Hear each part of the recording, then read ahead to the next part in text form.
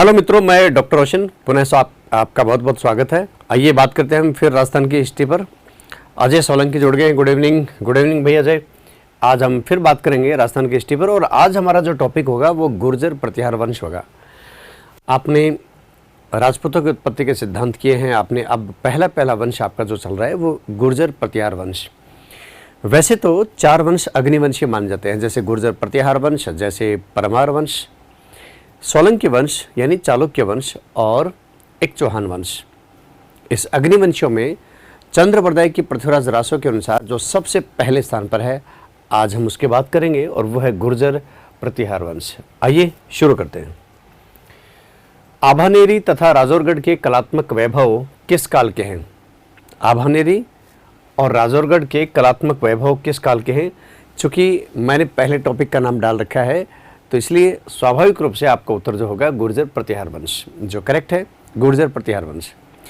ललित लोढ़ा, जय श्री कृष्णा भाई। Yogesh Saharan, good evening भाई। मनोज, योगेश, ललित, गजेंद्र, मीना, योगेश सहारण, सबको एक साथ ही नमस्ते। मनोज कुमार और राघवेंद्र, ठीक है राघवेंद्र, उमाराम, सब लोग जुड़ गए हो। वेरी गुड, बहुत अच्छा। तो आज भी आप एक अच्छी तरीके से, एक बहुत अच्छे यू कहिए जैसे पिछली बार आपने क्लास के अंदर बहुत बढ़िया शानदार तरीके से आंसर देने की कोशिश की, आज भी वैसे ही करिए और बताइए कि आभानेरी और राजौरगढ़ के कलात्मक वैभव किस काल के हैं। मैं आपको बताऊं कि जो दौसा के आभानेरी में दौसा के आभानेरी में जो हर्षत माता का मंदिर है, हर्षत माता मंदिर है,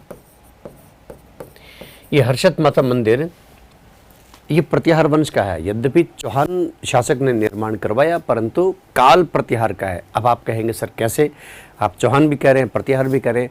भाई वो वक्त था, ऐसा था जब प्रतिहारों के अधीन चौहान भी थे, प्रतिहारों के अधीन गोहिल भी थे, प्रतिहारों के अधीन परमार, चालुक्य और चंदेल तक थे। तो ये वक्त था, धीरे धीरे करके इन वंशों ने प्रतिहारों से खुद को मुक्त करना शुरू कर दिया। ओके, बबलू सिंह, पूजा देवी, हेमलता मीनास, ठीक है। ओके, नरसी कुमार, ठीक है नरसी कुमार। तो इसमें गुर्जर प्रतिहार है। आज गुर्जर प्रतिहार वंश के बारे में मैं जितनी बातें बताऊं आप उसको कैचअप करने की कोशिश करना। मैं बहुत सारी बातें आपको बताने की कोशिश करूंगा, यद्यपि अपने पास एक लिमिटेड टाइम है, पर उसके बाद भी खूब सारी बातें आपको बताने की कोशिश करूंगा। जो अब देखिए, अगर मैं कहूं कि ये जो चारों के चारों वंश हैं उनको उनके संस्थापकों के साथ सुमेलित करिए तो क्या आप कर सकते हैं? भाई गुर्जर प्रतिहार वंश है, उसका संस्थापक माना जाता है हरिश्चंद्र नाम का एक व्यक्ति, जिसका उल्लेख घटियाला शिलालेख में मिलता है। घटियाला जोधपुर के पास लगभग 50-60 किलोमीटर पर एक गांव है। इसे घंटियाला भी कह देते हैं, घटियाला भी कह देते हैं। और यहीं पर 861 AD का 861 ईस्वी का एक लेख मिला है जो प्रतिहार वंश के राजा कक्कुक के काल का है। इससे हमें जानकारी मिलती है कि इस वंश का संस्थापक कौन था? हरिश्चंद्र था। चौहान वंश का संस्थापक, आप देखो चौहान वंश का संस्थापक वासुदेव चौहान है। वासुदेव चौहान को माना जाता है, वासुदेव चौहान। अब ये वासुदेव चौहान किस अभिलेख में ये लिखा है कि वासुदेव चौहान 1170 AD 1170 ईस्वी के बिजोलिया अभिलेख के अनुसार चौहान वंश का जो संस्थापक था वो कौन था? वासुदेव चौहान था। गोहिल वंश का संस्थापक गुहेदत्त को माना जाता है। गुहेदत्त को गुहादित्य, गुहिल भी कहा जाता है। अब देखो जो गुहेदत्त था, इनके पिता का नाम आप देखो कि शिलादित्य और माता का नाम पुष्पावती। वल्लभी से थे मूलतः। वल्लभी कहाँ से? गुजरात से। खैर समय करवट बदलता है, मैं पूरी वंशावली पर तो नहीं जाऊंगा, पर इसमें गुहेदत्त संस्थापक है।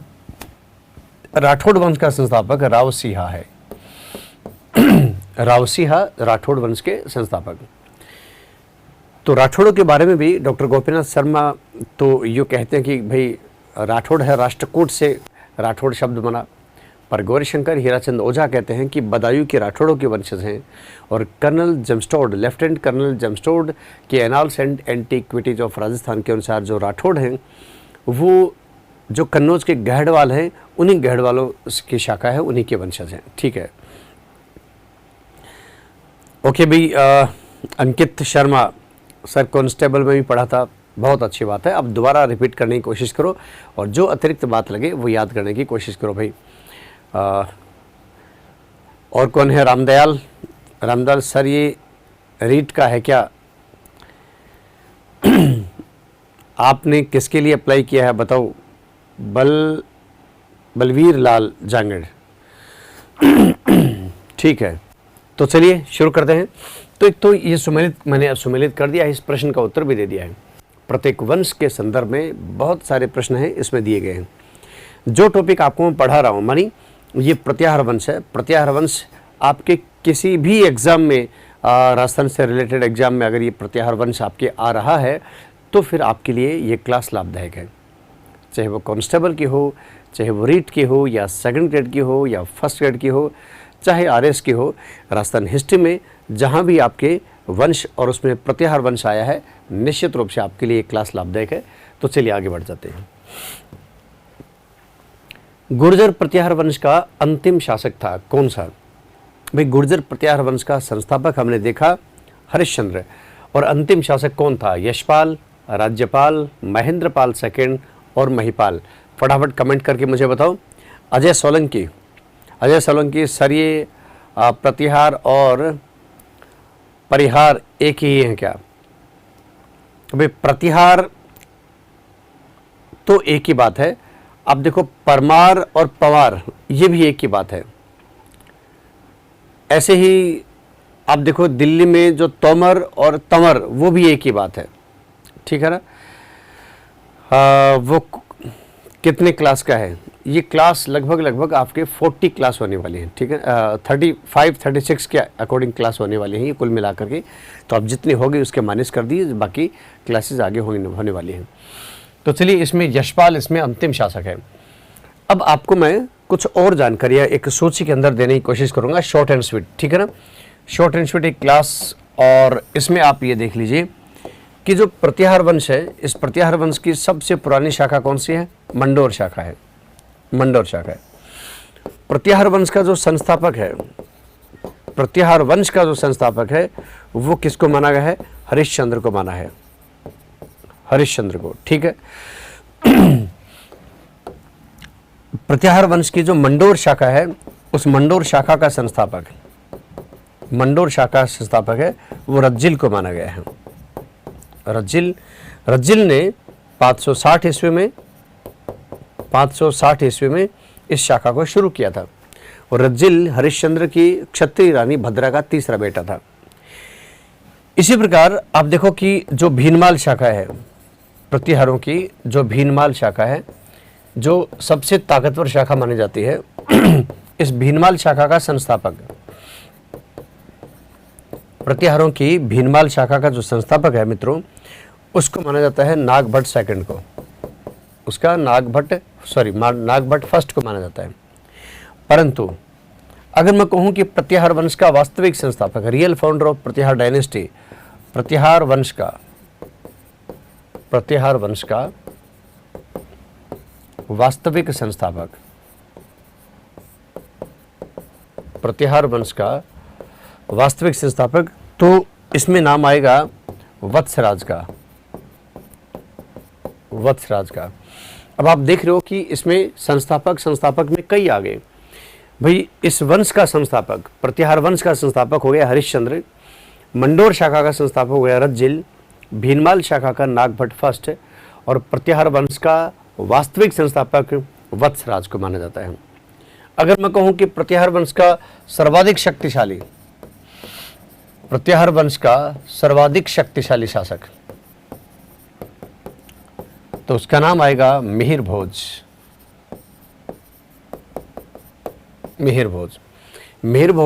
या यूँ कहें कि भोज फर्स्ट, ये प्रत्याहार वंश का सबसे शक्तिशाली शासक था, जिसने कन्नौज पर फाइनली अधिकार किया और कन्नौज को अपनी राजधानी बनाया। ठीक है।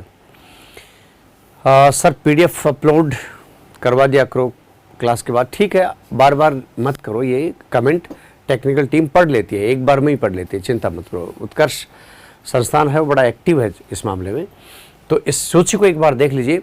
मैं बहुत मुख्य मुख्य बातें आपको बता रहा हूँ और आपको ये भी बता दूं कि जो कुल देवी है प्रत्याहार वंश की, जो कुल देवी है वो चामुंडा माता मानी जाती है। चामुंडा माता कुल देवी मानी जाती है। तो चलिए इसमें गुर्जर प्रत्याहार वंश का अंतिम शासक कौन हो गया? यशपाल। अंतिम तो याद दे ही रखा है और बाकी मैंने मुख्य मुख्य आपको यहाँ पर बताए हैं। महान संस्कृत कवि और नाटककार राजशेखर निम्नलिखित में से किसके दरबार से संबंधित था? राजशेखर। राजशेखर का नाम आते ही आपको कई सारी बातें दिमाग में आ जाएंगी। राजशेखर वही जो यायावर क्षत्रिय जाति का था। किस जाति का था? यायावर। यायावर क्षत्रिय जाति का था राजशेखर। राजशेखर की जो पत्नी थी उसका नाम था अवंती सुंदरी। अवंती सुंदरी, और ये अवंती सुंदरी चौहान थी। अवंती सुंदरी ये चौहान थी। और आप देखो कि राजशेखर मूलतः तो महाराष्ट्र का था। राजशेखर मूलतः ये महाराष्ट्र का निवासी था। आप कहेंगे सर महाराष्ट्र का निवासी कैसे, जबकि ये तो राजशेखर तो कन्नौज में महेंद्रपाल का दरबारी साहित्यकार था। हाँ बिल्कुल था राजशेखर। किसका दरबारी साहित्यकार था? इसमें आंसर यही है, महेंद्रपाल फर्स्ट। पर बाद में महिपाल फर्स्ट के भी दरबार में रहा। आप देखो कि ये मूल बातें हैं, पर उसका सर्वाधिक समय बंगाल में व्यतीत हुआ। इसका जो सर्वाधिक समय है वो कहाँ पर व्यतीत हुआ? बंगाल में। बंगाल में व्यतीत हुआ, सर्वाधिक समय बंगाल में व्यतीत हुआ। और प्रत्याहार वंश के किन शासकों के दरबार में था? महेंद्रपाल के दरबार में भी था और महिपाल के दरबार में था। महिपाल फर्स्ट के भी दरबार में था। महेंद्रपाल फर्स्ट के दरबार में भी था, मानी 886 से 885 से लेकर 910 ईस्वी तक महेंद्रपाल फर्स्ट का नंबर आता है, 885 से 910 ईस्वी। और महिपाल आता है 912 से लेकर के 943 ईस्वी।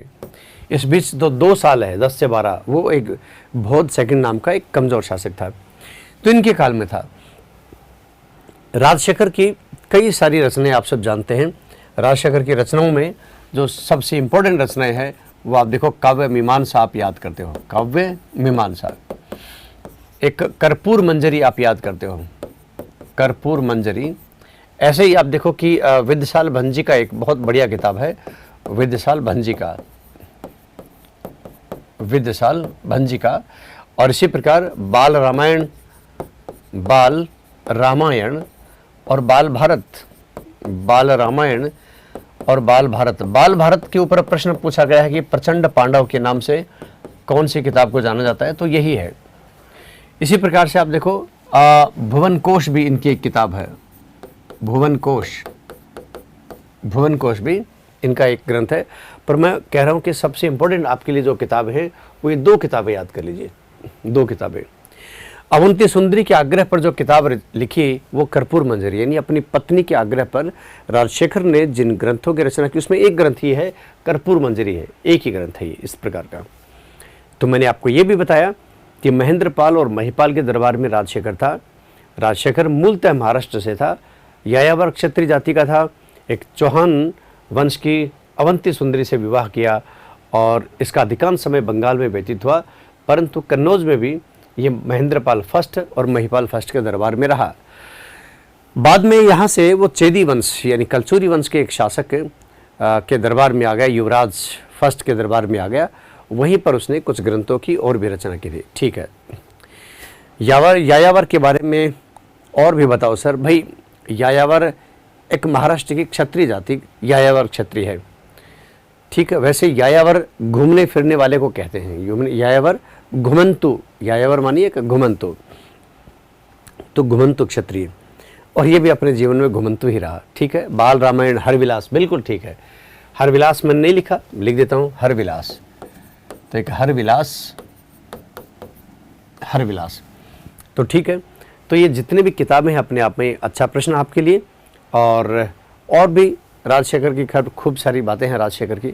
राजशेखर ने महेंद्रपाल फर्स्ट को रघुकुल चूड़ामणि की उपाधि प्रदान की, रघुकुल तिलक कहा। इसे रघुकुल चूड़ामणि और रघुकुल तिलक कहा। राजशेखर ने इसे रघुकुल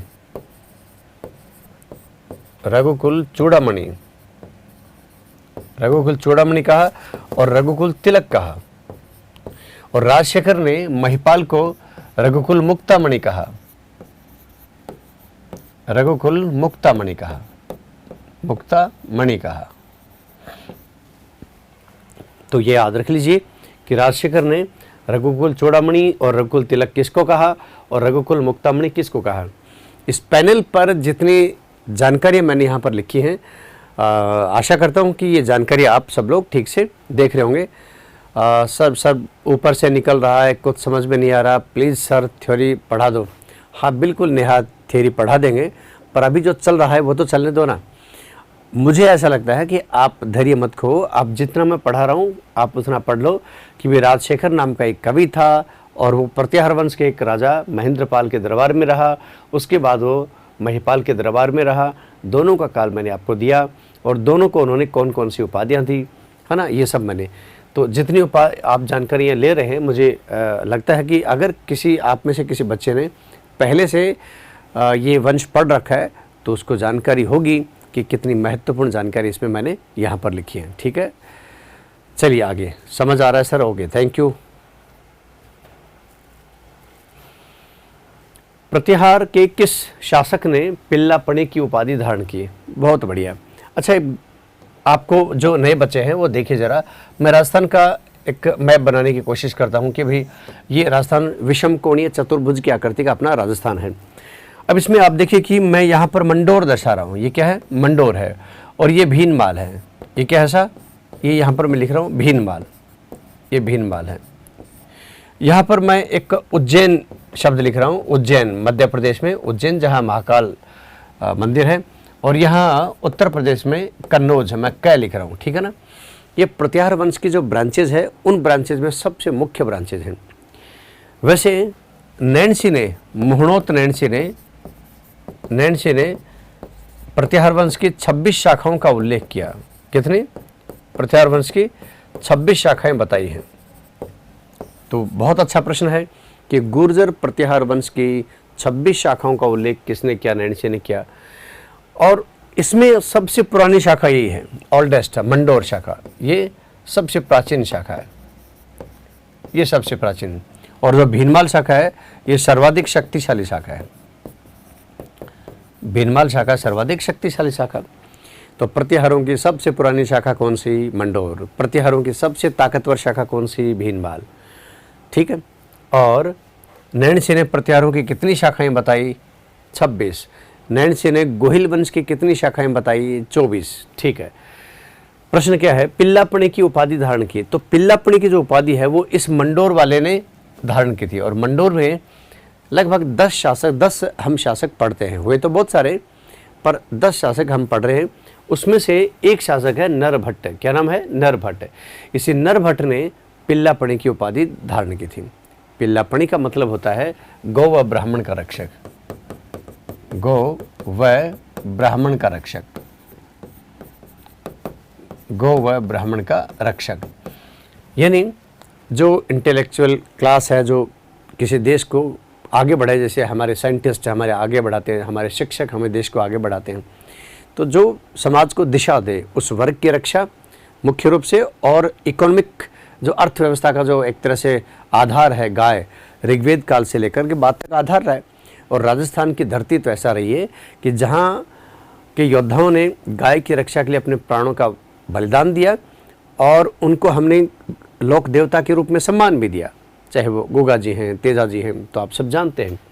तो गौ और ब्राह्मण का रक्षक पिल्लापणे। नरभट्ट को ह्वेनसांग ने भी, आप देखो चीनी यात्री एक हुआ करता था ह्वेनसांग ने जो किताब लिखी उस किताब का नाम था सीयूकी। सब जानते हो आप सीयूकी। ठीक है, सीयूकी ये किताब का नाम है।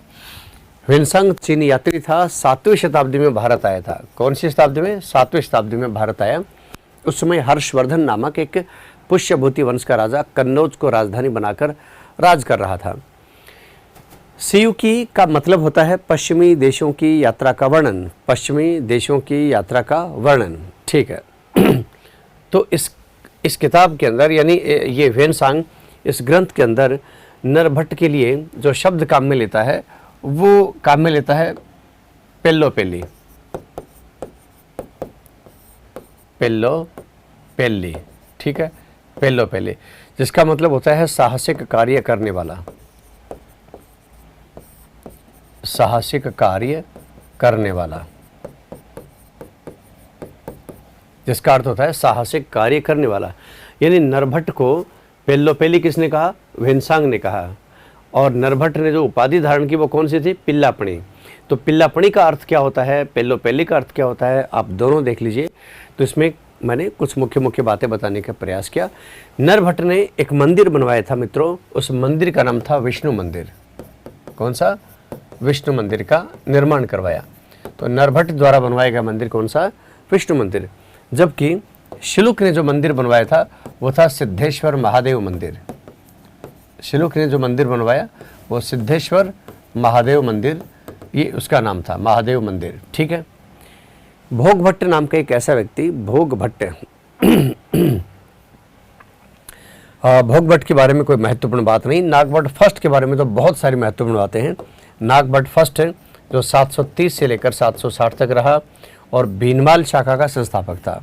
ये किसका? भीनमाल शाखा का संस्थापक, भीनमाल शाखा का संस्थापक था, ठीक है। तो जो बच्चे पहली बार पढ़ रहे हैं और लगता है कि सर शुरू से वंश पढ़ेंगे तो समझ में आएंगे, बीच बीच में इस तरह प्रश्नोत्तरी समझ में नहीं आएगी, वो इस बात को एक बार दिमाग से निकाल दे। भाई शुरू से तो पढ़ेंगे, कोई चिंता की बात नहीं उसमें, पर इस बहाने बहुत सारी बातें आप जान लो ताकि जब वंश पढ़ो तो आपको फेमिलियर लगे, ऐसा लगे कि हाँ सर ये सब पढ़ा हुआ है। सर जिन्होंने पहले गुर्जर प्रतिहार पढ़ रखा है उत्कर्ष से, उसे दोबारा नोट्स बनाने की आवश्यकता है क्या? देखो ऐसा है, जब भी टीचर बताता है कोई एक दो बातें वो अतिरिक्त बता ही देता है ना, पहले पढ़ाया हुआ तो भी। तो आप ध्यान से सुने, अगर उसमें कोई आपको एक्स्ट्रा लगता है तो आप उसको नोट कर लें, जो पहले से पढ़े हुए हैं उनके लिए कह रहा हूँ, और नहीं तो आप फिर रखिए। ह्वेनसांग तीर्थयात्रियों का राजकुमार, बिल्कुल ठीक करे हो जाए, तीर्थयात्रियों का प्रिंस ऑफ पिलग्रिम्स, तीर्थयात्रियों का राजकुमार इसे कहा गया है। 364 AD में, हाँ बिल्कुल 634 ईस्वी में आया था। भावना सैनी क्या कह रहे हैं कि पहले सर हमारे आंसर तो लो सर, फिर एक्सप्लेन करें प्लीज़। हाँ बताओ आपके आंसर। अच्छा आंसर ऐसे तो प्रतिहार पिल्लापणी, तो आंसर तो मैंने बता दिया। वैसे ही नरभट्ट, मैंने नरभट्ट बताया और साथ साथ में मैंने कई सारी बातें बताई, ठीक है। अब तक मैंने जितनी भी बताई हैं हर पैनल के ऊपर मैंने खूब सारी बातें बताने की कोशिश की। अगर आप पकड़ पा रहे हैं मस्ती से सुनिए, टेंशन से इतिहास को बिल्कुल नहीं सुनना है, आराम से सुनिए, कहानी की तरह सुनिए इसमें कि किस राजा ने क्या उपाधि धारण की, उसका मतलब क्या, एक चीनी यात्री घूमता घामता आ गया और उसने उसे अपनी किताब में क्या कह दिया, है ना। तो ये सब कौन कौन सी शाखाएँ थी ये सब मैंने आपको बताया। 26 शाखाएँ किसने बताई। चलो 5वें प्रश्न का पहले मैं उत्तर आपसे लूँगा, उसके बाद मैं व्याख्या करूँगा, ठीक है। पूजा, सर आपकी सेकंड ग्रेड वाली क्लास वीडियो देख रखी है कंप्लीट, गुड शाबाश। तो देख रखी है तो उसमें आपको अब काफ़ी इसमें लाभ मिल रहा होगा। बहुत शानदार तरीके से प्रतिहार वंश, ठीक है, okay Manoj Kumar, thank you. पहले ठीक है, ओके। 5 नंबर के प्रश्न का उत्तर दे दो रे आप, 5 नंबर के प्रश्न का उत्तर दे दो। हाँ नीति का पंडित, बिल्कुल ठीक कह राहुल, नीति का पंडित ह्वेनसांग को कहा जाता है। ह्वेनसांग जिसने नालंदा विश्वविद्यालय में अध्ययन भी किया था। खैर मैं ह्वेनसांग पर आ जाऊँगा तो फिर काफ़ी समय लग जाएगा। जो बातें थोड़ी थोड़ी, वह कहते हैं ना बूंद बूंद से घड़ा बढ़ता है, थोड़ी थोड़ी आप जानकारी लेते रहो, आपको लगेगा कि वंश से संबंधित जितने भी क्वेश्चन ये हम कर पा रहे हैं, आपको लगेगा। निम्नलिखित में से किस इतिहासकार ने मिहिर भोज को 9वीं शताब्दी का सबसे शक्तिशाली शासक कहा है? बताओ रे। मिहिर भोज को 9वीं शताब्दी का सबसे शक्तिशाली, भाई मिहिर भोज का काल क्या था? क्या सच में 9वीं शताब्दी में था क्या? मिहिर भोज 836 से लेकर 885 ईस्वी तक था। इसका मतलब वास्तव में 9वीं शताब्दी में था। और मिहिर भोज को तो आदि वराह, मदादि वराह, इसको तो बग्रमा अभिलेख में संपूर्ण पृथ्वी को जीतने वाला, है ना। तो इस तरह प्रभास पाटन जैसे शब्दों से इंगित किया है। ओके रावत अली, रावत अली बी उत्तर दे रहे हैं, अजय डी उत्तर दे रहा है और नारायण लाल 5 में बी उत्तर दे रहे हैं। मिहिर बोध को 9वीं शताब्दी का सबसे शक्तिशाली, और इसमें उत्तर है डी। इसमें डी किसने दिया मैं देख रहा हूँ अभी, रावत बी उत्तर दे रहे हैं। अजय सिंह, शाबाश Ajay Singh, very good very good. Rahul Sharma भी डी उत्तर बता रहे हैं, गुड। दशरथ शर्मा की 2 किताबें बताइए।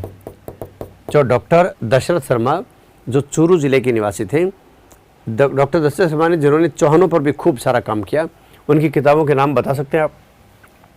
एक का नाम है अर्ली चौहान डायनेस्टी और एक का नाम है Rajasthan through the ages, Rajasthan through the ages, ठीक है। ये किताब डॉक्टर दशरथ शर्मा का। और आप देखो कि ये देवी प्रसाद भंडारकर ने D.R. भंडारकर हैं, D.R. भंडारकर हैं। देवदत्त रामकृष्ण भंडारकर, ऐसा नाम है, देवदत्त रामकृष्ण भंडारकर, D.R. भंडारकर। डॉक्टर गोपीनाथ शर्मा की किताब तो आप सब जानते हैं, राजस्थान का इतिहास, राजस्थान का इतिहास, ठीक है, राजस्थान का इतिहास, डॉक्टर गोपीनाथ शर्मा। और जेम्सटोड तो annals and antiquities of Rajasthan. और एक किताब और है, the central and western Rajput states of India. ये 2 किताब मुख्य रूप से आप याद कर लीजिए। हाँ बिल्कुल, अर्ली चौहान डायनेस्टी, नारायण ठीक करे हो आप, early Chauhan dynasty, Rajasthan through the ages, good very good Ishwar Singh. तो चलिए आगे बढ़ जाते हैं। महमूद गजनवी के कन्नौज पर पहले आक्रमण के समय प्रतिहार शासक कौन था? भाई आप ये तो जानते हैं कि हेनरी इलियट नाम का एक विद्वान रहा, हेनरी इलियट, इडियट नहीं इलियट। हेनरी इलियट के अनुसार कितनी बार आक्रमण किया महमूद गजनवी ने भारत के ऊपर? 17 बार आक्रमण किया।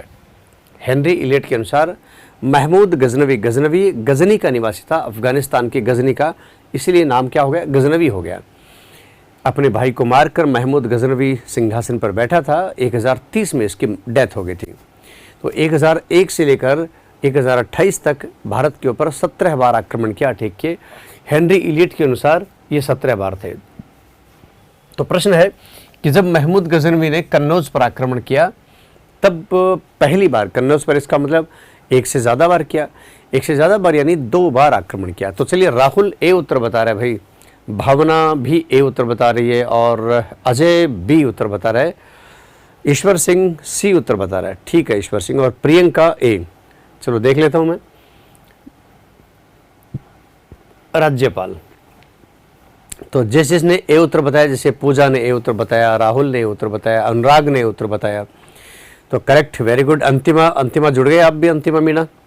हाँ सोमनाथ को लूटा, हाँ बिल्कुल ठीक कह रहे हैं आप, सोमनाथ को लूटा था। तो मनोज भी ए उत्तर बता रहे हैं, अनुराग भी ए उत्तर बता रहे हैं। राज्यपाल, और राज्यपाल के समय 1018 ईस्वी में आक्रमण किया। राज्यपाल के बाद उसका बेटा बना, उसका नाम था त्रिलोचन पाल, और त्रिलोचन पाल के समय 1019 में आक्रमण किया। ठीक है 1019 में आक्रमण किया। यद्यपि ये डेट्स कई किताबों के अंदर राज्यपाल की भी 1019 दे रखी है और त्रिलोचन पाल की भी 1019 दे रखी है, दोनों की 1019 दे रखी है। कहीं किताबों में ये 1018-19, क्योंकि हमें महीनों की ठीक से जानकारी नहीं मिलती, परंतु इतना तय है राज्यपाल का बेटा था त्रिलोचन पाल, तो पहले राज्यपाल के ऊपर आक्रमण किया, उसके बाद त्रिलोचन पाल पर आक्रमण किया।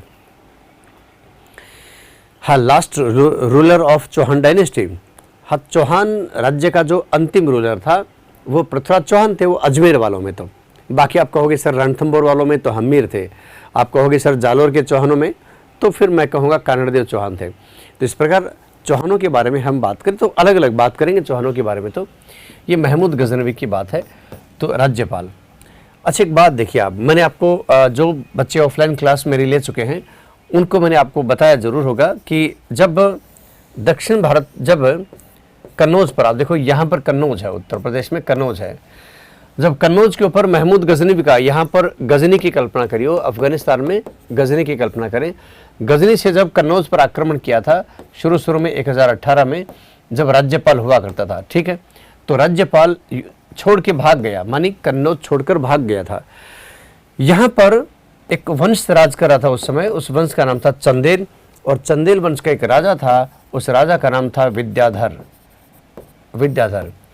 विद्याधर को इस बात से बहुत बुरा लगा कि दुश्मन के आक्रमण के समय राजा और राज्य छोड़कर भाग गया। कन्नौज को महमूद गजनवी ने बुरी तरह लूटा, मंदिरों के शिखरों को ढहा दिया और यहाँ हजारों महिलाओं पुरुषों को बंदी बना करके और गजनी ले गए। तो वहाँ पर आप देखो दुख तराने ऐसे कहते हैं कि एक वहाँ पर एक मीनार है, उस मीनार के पास खड़ा सब लोग भारतीय महिलाओं को ये सब दो दिनार के अंदर बेचा करता था ये महमूद गजनवी। तो न केवल धन संपदा लेके गया, मानव संपदा भी लेकर के चला गया। तो विद्याधर ने राज्यपाल को दंड देने की कोशिश की। तो जब गजनवी के लौटने के बाद राज्यपाल वापस कन्नौज पर आ गया और ध्वस्त बर्बाद कन्नौज को थोड़ा वापस खड़ा करने की कोशिश की, तो राज्यपाल को दंड देने के लिए विद्याधर ने यहाँ राजाओं का संगठन बना करके और कन्नौज पर आक्रमण करके राज्यपाल को मार दिया था। तो राज्यपाल की हत्या किसने की? चंदेल वंश के राजा विद्याधर ने। हालांकि उसके बाद जब इस बात का पता महमूद गजनवी को लगा, तो महमूद गजनवी का अगला अटैक विद्याधर पर ही हुआ था और इसमें विद्याधर भी भाग गया था। पर बाद में विद्याधर के जब पीछा ही नहीं छोड़ा महमूद गजनवी ने, तो कहते ने डर के आगे जीत है, तो विद्याधर ने एकदम रुक करके अचानक आक्रमण कर दिया। जैसे मान लीजिए कोई व्यक्ति आगे भाग रहा है, उसके पीछे दूसरा भाग रहा है और वो आगे वाला अचानक रुक के पीछे वाले के थप्पड़ मार दे, तो मैं एकदम यूँ कहे ना कि बहुत अचानक संभल नहीं पाता व्यक्ति। तो इस पर विद्याधर ने महमूद गजनवी को संधि के लिए विवश कर दिया। महमूद गजनवी विद्याधर से संधि करके वापस लौट गया। इस प्रकार महमूद गजनवी के 17 बार के आक्रमण में 2 बार ऐसे आक्रमण थे जब वो फेल हो गया। 17 बार में एक कश्मीर के लोहाकोट के दुर्ग पर अधिकार करने में फेल हो गया और एक यहाँ पर। दीपिका क्या कर रहे हो भाई? सर डायरेक्ट MCQ करवा रहे हैं हमें थियरी। हाँ, मैं इस बात पर कितनी बार बताऊँ, मैं खूब सारे बात कह चुका हूँ कि भाई एक बार थियरी ये MCQ चल रहे हैं तो यही व्यवस्था होगी, मुझे इसीलिए कहा गया होगा। बाकी आपके लिए सोच रखा होगा पूरी क्लासेस के लिए, तो मुझे तो MCQ के लिए भेजा, तो मैं सोच रहा हूँ कि MCQ में खूब सारे डिटेल के साथ आराम से आपको करवा दूँ। आप ये सुन लीजिए। दीपिका बार बार मैसेज मत करिए, मैं इस बात को कई बार समझा चुका हूँ बेटा कि ओके ठीक है अंतिमा सब थियरी करो। ठीक है भाई, टेक्निकल टीम आप ज़रा डाल उनको बताइए, भेजिए कि भाई थियरी के लिए बच्चों की खूब डिमांड आ रही है कि थियरी ही करवानी है। ठीक है। और वैसे भी तरीका यही रहता है कि थियरी करने के बाद ही MCQ होनी चाहिए, पर अभी ये व्यवस्था थी और मुझे ये जिम्मेदारी दी कि क्वेश्चन करवाने की, तो मैं करवा रहा हूँ। आप सुन लीजिए ठीक से, ठीक है। तो ये राज्यपाल, आगे बढ़ूं। सम्राट की उपाधि धारण करने वाला प्रतिहार वंश का प्रथम शासक कौन था? सम्राट, आप देखो कि सम्राट, एकराट, विराट, भोज, इस तरह की उपाधियां धारण करते थे। तो इसमें सम्राट की उपाधि धारण करने वाला प्रतिहार वंश का जो पहला शासक कौन था? नागभट्ट प्रथम, नागभट्ट द्वितीय, वत्सराज, उपरोक्त में से कोई नहीं। फटाफट उत्तर दो, देखें जल्दी उत्तर दो। सर रोज कमेंट मत पढ़ो। हाँ बिल्कुल ठीक कह रहे हो प्रियंका ये रोज ये कमेंट मैं नहीं पढ़ूँ तो ठीक है। वत्सराज इसमें राइट आंसर है। जो वत्सराज है 783 से लेकर के 833 तक का 783 से लेकर के और 95 तक का काल है, वो इसका माना जाता है वत्सराज का। वत्सराज को ही प्रतिहार वंश का वास्तविक संस्थापक,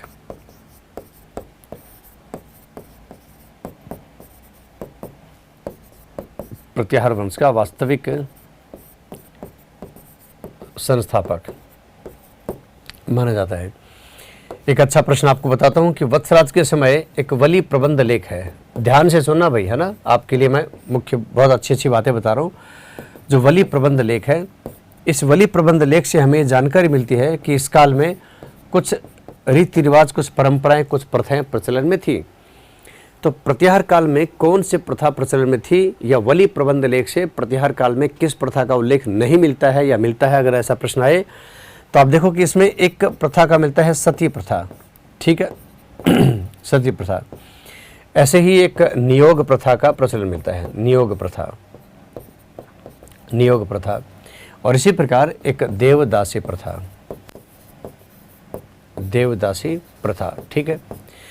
तो सती प्रथा, नियोग प्रथा और देवदासी प्रथा के बारे में जानकारी हमें वली प्रबंध लेख से मिलती है कि भाई वत्सराज के काल में ये तीन जो प्रथाएं प्रचलन में थी।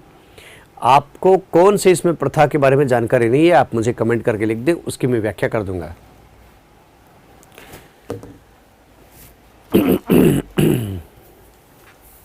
सर नियोग देवदासी, अच्छा हाँ ठीक है, सती नियोग देवदासी।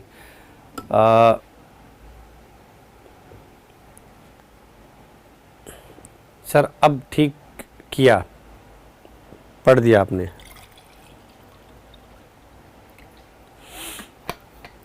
हाँ बिल्कुल ठीक है भावना। आपको इसमें से कौन सी प्रथा नहीं आती?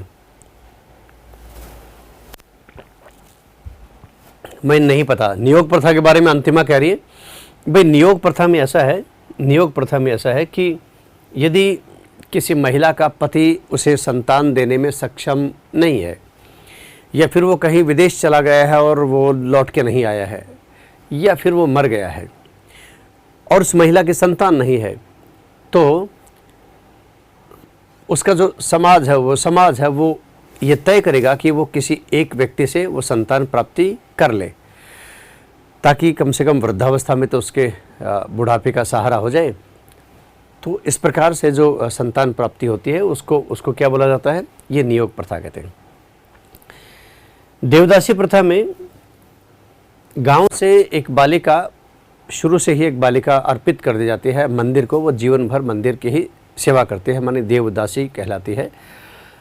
शुरू में हो सकता है ये परंपरा अच्छी भावना को लेकर के शुरू की हुई, परंतु बाद में ये एक गणिका, नगर वधू के रूप में हो गई थी, वैश्या के रूप में हो गई, तो फिर इसे एक कुरीति बन गई थी। और ये सती प्रथा आप सब जानते ही हैं। निम्नलिखित में से किस प्रतिहार शासक को राष्ट्रकूट शासक दंती दुर्ग ने हिरण्यगर्भ यज्ञ के समय द्वारपाल या प्रतिहार बनाया था? द्वारपाल या प्रतिहार बनाया था। ओके रोशन कुमार, ठीक है रोशन, मैं भी बोल रहा हूँ, मैंने पढ़ लिया आपके। निर्मला, जिनसेन ने हरिवंश पुराण की रचना की, हाँ बिल्कुल की थी भावना। महाभारत में है, हाँ ठीक है, महाभारत बिल्कुल सही है। महाभारत में पांडवों के जन्म की कथा आप सुनेंगे तो आपको समझ में आ जाएगा नियोग प्रथा क्या है। इसमें आप देखो, एक शासक है दंती दुर्ग जो राष्ट्रकूट वंश का है, उसने एक यज्ञ किया, हिरण्यगर्भ यज्ञ। इसमें किस प्रतिहार शासक को क्या बना दिया? द्वारपाल। द्वारपाल या प्रतिहार की बात है। नागबड़ फर्स्ट, सेकंड देवराज अलहट, जल्दी से बताओ।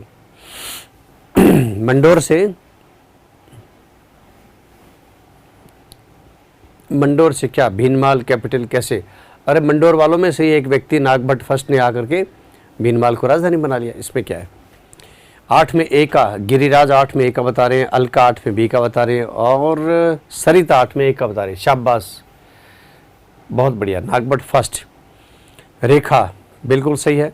मोनिका 8 में ए का है, और समलेश क्या है? इंद्रराज 8 में ए का, सही है।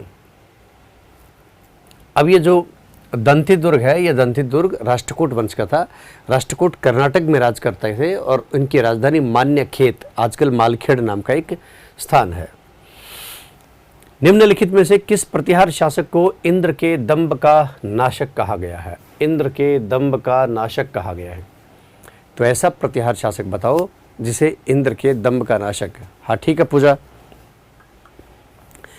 पूजा, विनोद, मनोज और सोनिया, सरिता, शिवानी, ठीक है। अब आप देखो किसे इंद्र के दंभ का नाशक माना गया है, जल्दी बताओ। अमित, शाबाश अमित, बहुत बढ़िया। नागभट्ट फर्स्ट को। नागभट्ट फर्स्ट जिसका काल माना जाता है 730 से लेकर 760 ईस्वी तक का काल माना जाता है। नागभट्ट फर्स्ट को न केवल इंद्र के दंभ का नाशक अपितु तो और भी कई उपमाएं हैं, जैसे जैसे इसे नागावलोक कहा गया है, नागावलोक, जैसे इसे राम का प्रतिहार कहा गया है, राम का प्रतिहार, इसी प्रकार नारायण का अवतार, नारायण का अवतार। एक बहुत ही बढ़िया प्रश्न है, क्षत्रिय ब्राह्मण, इसे क्षत्रिय ब्राह्मण कहा गया। और आप देखो कि मलेच्छों का नाशक,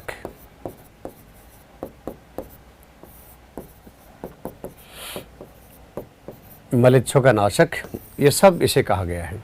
किसको? नागभट्ट प्रथम को कहा गया। नागभट्ट प्रथम की दो राजधानियां थी, नागभट्ट प्रथम की दो राजधानियां थी। जैसे आप देखो कि ये भीनमाल, एक तो भीनमाल और दूसरी उज्जैनी, भीनमाल और उज्जैन, ऐसे कितनी राजधानी हो गई इसकी? दो राजधानी हो गई। तो नागभट्ट फर्स्ट की दो राजधानियां थी, ताकतवर शासक था नागभट्ट फर्स्ट। और नागभट्ट फर्स्ट के सामंत देखो आप कौन कौन थे। यहाँ चालुक्य वंश था तो चालुक्य इसके सामंत थे। यहाँ परमार वंश था तो परमार हार गए, उज्जैन वाले इसके सामंत बन गए। इसी तरह जो गोहिल वंश था, गोहिल वंश के शासक भी इनके सामंत थे। इसी प्रकार चौहान वंश के शासक भी इनके सामंत थे। इसी प्रकार चंदेल वंश के शासक भी इनके सामंत थे। किसके सामंत? ये प्रतिहार शासक नागभट्ट फर्स्ट के। तो आप देख पा रहे हो आसपास के वंशों को तो हरा हरा के इनके राजाओं को इन्होंने इसने अपना सामंत बना रखा है। मतलब ताकतवर तो था, इसमें कोई दोहराई नहीं है। हाँ हाँ बिल्कुल, मलेच्छों का नाशक इंद्रराज। तो आप ये देखिए किस किस वंश के शासकों को नागभट्ट फर्स्ट ने अपना सामंत बनाया। मैंने उनका नाम लिखा है चालुक्य, गोहिल, परमार, चौहान और चंदेल। याद रखना इस बात को। आगे बढ़ें। अरबी लेखक अल बिलादुरी, बिलादुरी को वैसे अल बिलादुरी नाम है, अल बिलादुरी ने किस प्रतिहार शासक की शक्ति का उल्लेख किया है? भाई एक अरबी लेखक था अल बिलादुरी, अल बिलादुरी। इसने किताब लिखी फुतुह अल बलदान। किताब क्या है? फुतुह अल बलदान, फुतुह अल बलदान नाम की किताब लिखी। किसने? अल बिलादुरी ने। तो अल बिलादुरी ने अपनी किताब में कौन से प्रतिहार राजा की ताकत का उल्लेख किया है? नागभट्ट फर्स्ट, महेंद्रपाल फर्स्ट, मिहिर भोज फर्स्ट, उपरोक्त में से कोई नहीं। मैं देखता हूं कि 10 का उत्तर कौन दे रहा है। जो 10 के प्रश्न का उत्तर देगा उसे, कल तो आप टॉफ़ी नहीं ले पाए थे, मैंने आपको कहा था कि सही उत्तर देगा तो टॉफ़ी दूंगा मैं, तो नहीं ले पाए थे। कभी कभी बच्चों की तरह टॉफ़ी लेना भी आनंददायक है, मज़ेदार है। तो 10 वाले में उत्तर दो, कौन सही उत्तर देता है। ओके, जोगिंदर सिंह, क्या नाम है? जगमोहन सिंह। जगमोहन सिंह उत्तर बताओ आप। जगमोहन सिंह, पूजा, अलका, गणेशाराम और राम बाबू शर्मा। सर हिस्ट्री कब पढ़ाओगे? कब से पढ़ाओगे? आ जाएगी, चिंता मत करो। अभी क्वेश्चन तो कर लो एक बार, आ जाएगा। उसके बाद क्लासेस भी आ जाएंगी। जैसी जैसी संस्था की व्यवस्था है वैसा वैसा पढ़ाते जाएंगे। प्रियंका, पूजा, ठीक है। नहीं पता ना, मतलब टॉफ़ी आज भी आपकी लेने की इच्छा नहीं है, मेरे को ऐसा लगता है। कोई है टॉफ़ी लाइक? अरे बच्चों रे, नागभट्ट फर्स्ट है इसमें, नागभट्ट फर्स्ट, नागभट्ट फर्स्ट 730 से 760, नागभट्ट फर्स्ट। तो इसी की चर्चा किसने की है? अल बिलादुरी ने अपनी किताब फुतुह अल बलदान में की है। फुतुह, शाबाश, बहुत बढ़िया। एक अर्जुन ने उत्तर तो बताया सही, अर्जुन और दीपिका पूनिया ने उत्तर बताया। तो चलो मैं आपको एक टॉफ़ी देता हूँ भाई, मेरी तरफ से एक टॉफ़ी ले लीजिए आप और खा लीजिए, ठीक है। गुर्जर प्रतिहार राजवंश अपनी उत्पत्ति किससे मानते थे? गुर्जर प्रतिहार राजवंश अपनी उत्पत्ति किससे मानते थे? राम नारायण बी उत्तर बता रहे हो, सर आज तो टॉफ़ी देनी पड़ेगी। तो भाई सही बताओगे तो पूजा टॉफ़ी मिलेगी आपको। सही आंसर दो आप। पुष्पेंद्र ए, इंद्रराज,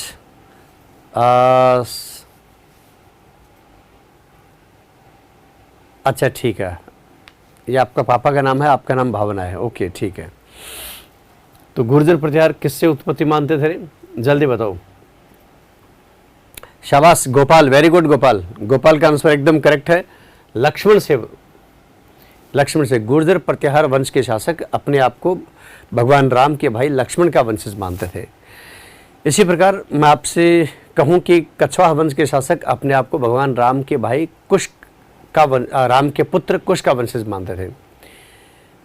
और गोहिल वंश के शासक अपने आप को भगवान राम का वंशज मानते थे, जबकि प्रतिहार वंश के राम के भाई लक्ष्मण का वंशज खुद को मानते थे।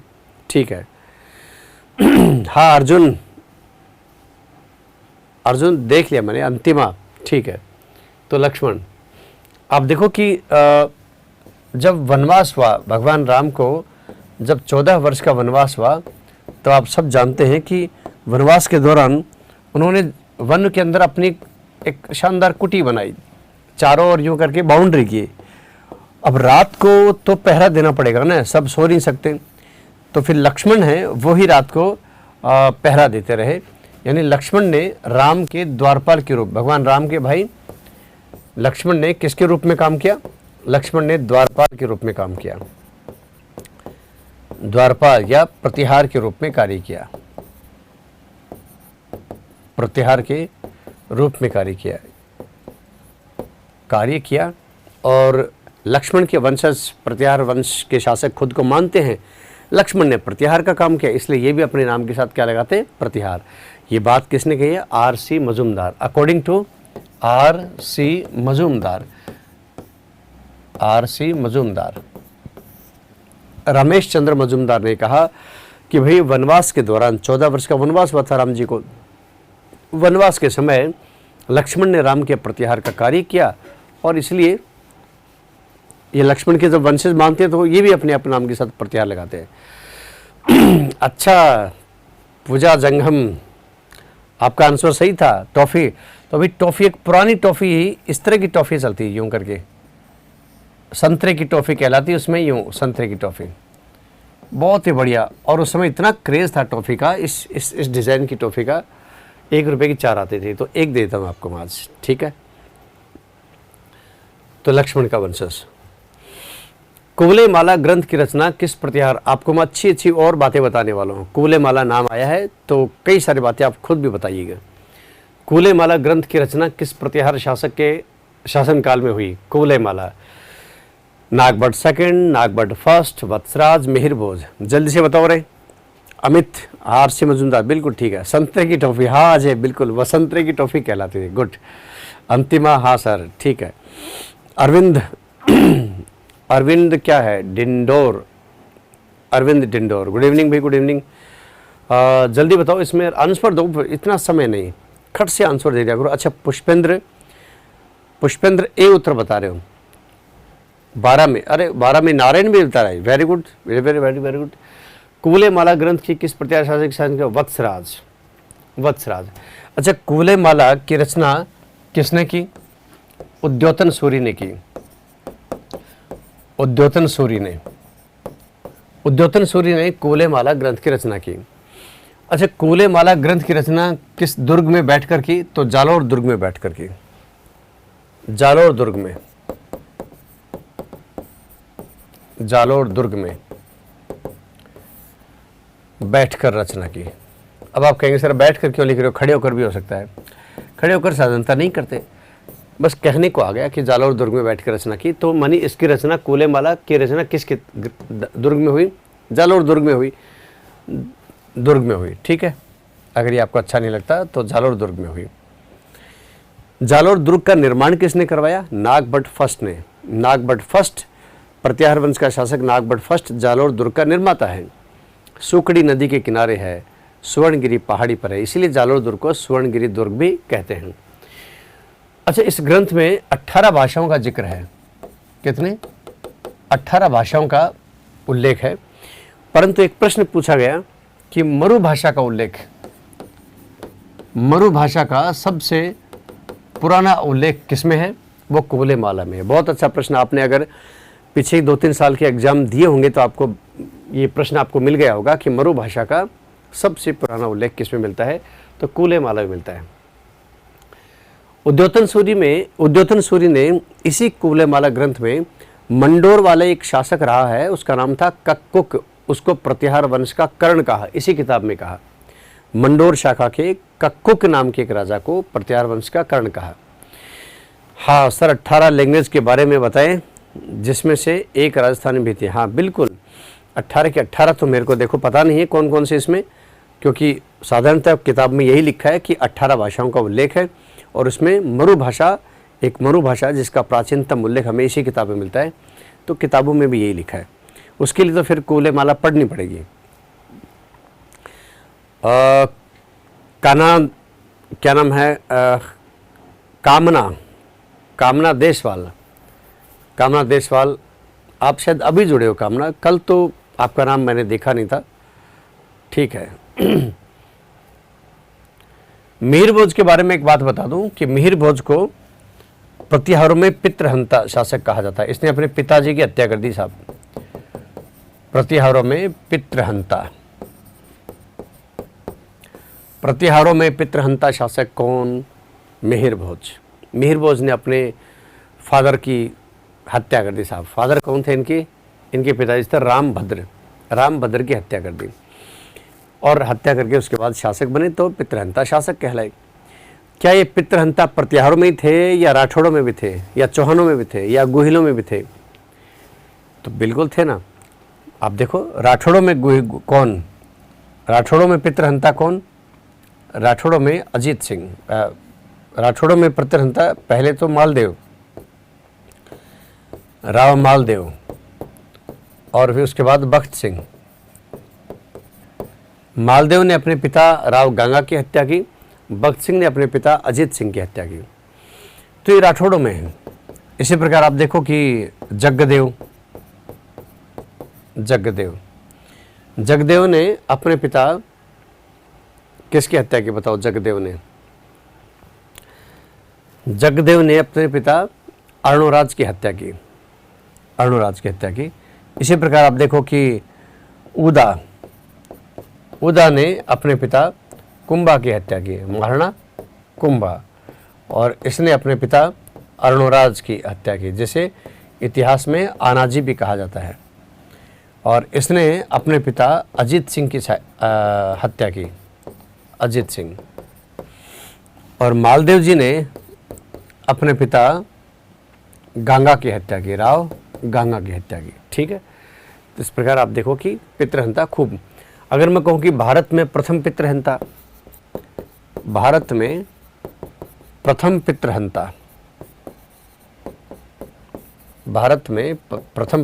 है वो अजातशत्रु है।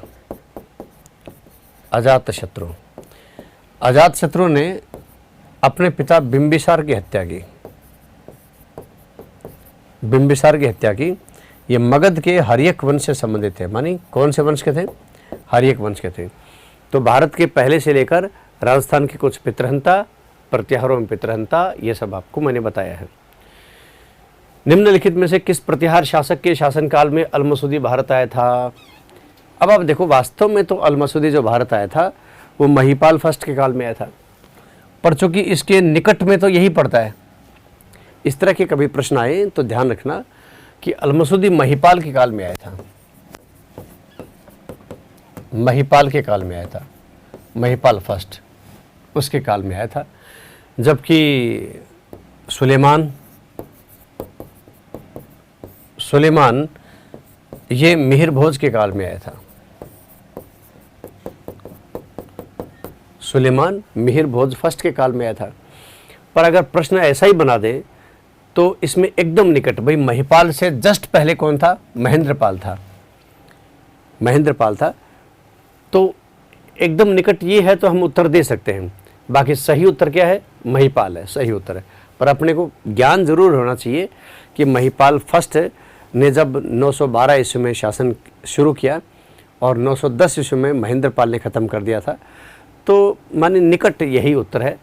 तो या तो आप तो देखो कोर्ट के अंदर मामला जाएगा, नहीं तो निकट उत्तर आप एकदम निकट का उत्तर ये मान सकते हैं। बाकी सही उत्तर है महिपाल फर्स्ट। ग्वालियर अभिलेख में नागभट्ट फर्स्ट को किस उपाधि से सम्मानित किया गया है? भाई महिर भोज को कई उपाधियों से किया गया है, नागभट्ट फर्स्ट को भी कई उपाधियों से किया गया। तो ग्वालियर अभिलेख में इसे क्या कहा गया? राजेंद्र, नारायण, तो इसे नारायण कहा गया। नागभट्ट फर्स्ट के बारे में इतने सारे क्वेश्चन आ गए। अगर आप इसी के आधार पर जो मैंने यहाँ बताया है, आप नागभट्ट फर्स्ट डाल करके उसकी डिटेल्स ले लेंगे तो नागभट्ट फर्स्ट कंप्लीट हो जाएगा। तो बहुत सारे शासकों के बारे में इस तरह की डिटेल्स मैंने आपको बता दी हैं।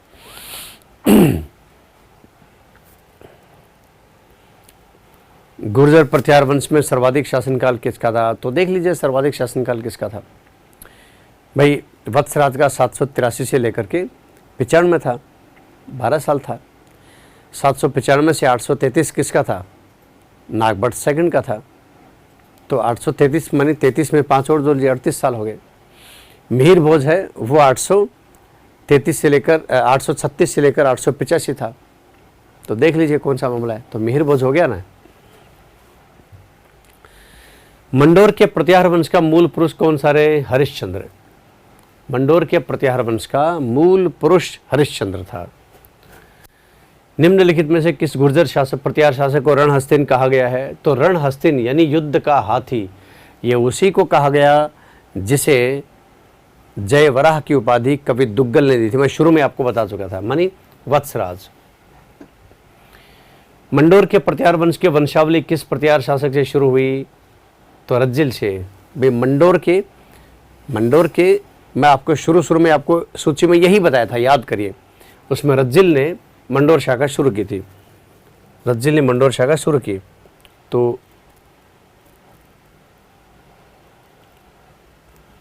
चलो इसमें मैं देख नहीं पा रहा हूँ, मुझे आता नहीं है, तो मैंने अब आपको वो दिखा था शुरू की सूची, आप देख लेना बाद में। गुर्जर प्रतिहार वंश की उत्पत्ति के विषय में गलत विकल्प को चुनिए। ये ध्यान रखना हमें, किसके बारे में? गुर्जर प्रतिहार वंश। क्या चुनना है? गलत क्या है इसमें नीचे वो चुनना है। विंसेंट स्मिथ और स्टेनफोनो ने श्रीमाल भीनमाल माना है,